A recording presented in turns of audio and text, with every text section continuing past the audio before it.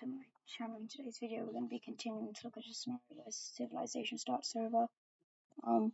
Currently we're looking at the Roman War, so let's get into it.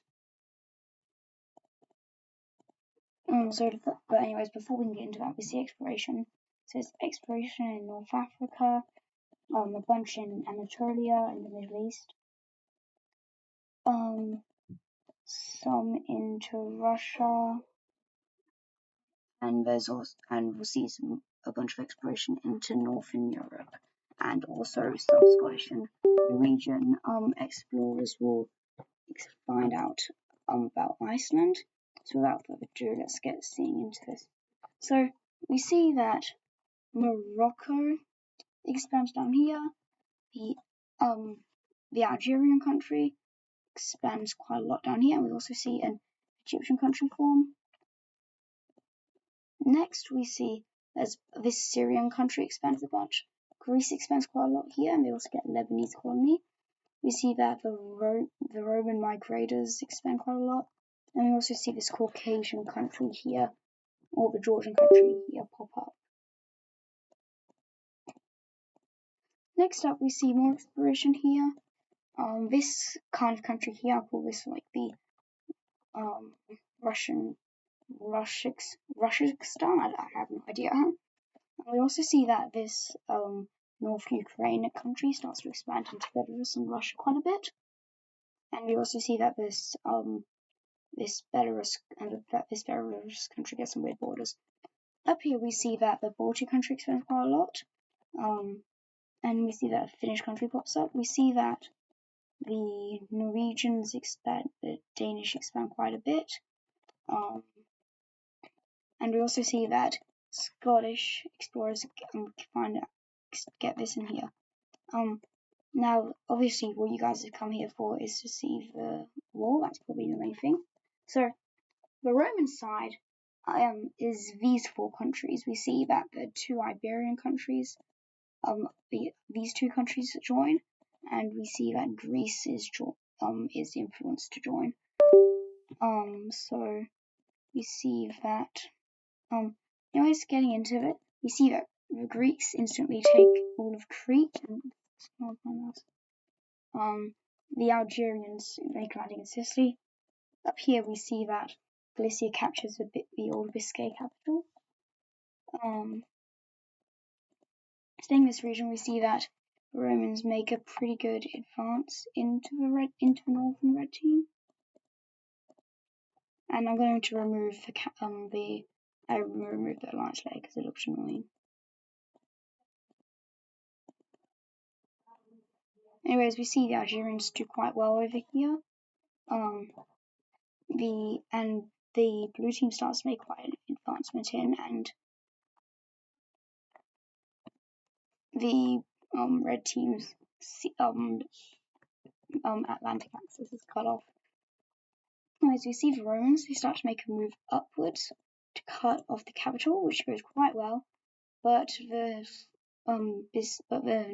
Brittany country starts to move downwards, trying to cut their movement off, which goes well because this is a major blunder by the Roman military, as the Brittany encircles and kills about 10 to 20% of their army, and there's a large graveyard that fills this whole area. The graveyard looks something like this. This is just one big graveyard down here. Anyways, moving away from this front, we see over here that the Algerians fully capture Sicily, and the blue team and the Galicians start encroaching very far into them. But then something bad happens, and a blue team attempt to make a landing over here is miscalculated, and they make a landing over here. And as more troops start coming in, the Moroccan capital is put in under great threat, which is not very good for them, for the blue team, because now Morocco has realized what's happening, and they are starting to invade the blue team because they're not very happy. And also the Carthaginians make a landing here in the capital. And as the Moroccans,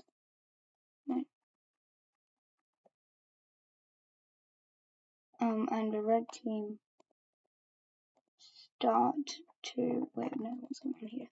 Oh, we see the Biscay country rebel away from the Galician army. And the rebellion goes quite well, and they start to take a lot of land. The Galician front line is starting to capitulate over here. Anyways, we see the Romans circle Catalonia, or the red team's capital, and the Biscay team starts to invade into Galician homeland. The Biscay rebellion is quite large, and the red team pushes away.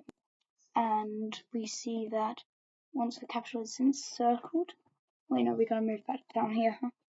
The Algerians make a large movement, and the Moroccans they start pushing very far, and eventually the blue team's capital is captured. And what's even worse for them, we see the central Iberian team start to break away, and lots of fragments of the country start to break away in large populated areas, and they manage to capture their whole homeland. The red team pushes back all Iberian movements, and we see that the Algerians make a landing inside of Sardinia. And they also start to move up the Italian peninsula. And then we see that, remember how when the in like episode 2 or 3 there was the Roman rebellion? Well, remember the Naples country?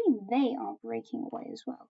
So as Naples starts to break away, we see that this isn't very good for them as well, because they just lost all access, like all proper access to fund here if anything bad happened in their Balkans bit.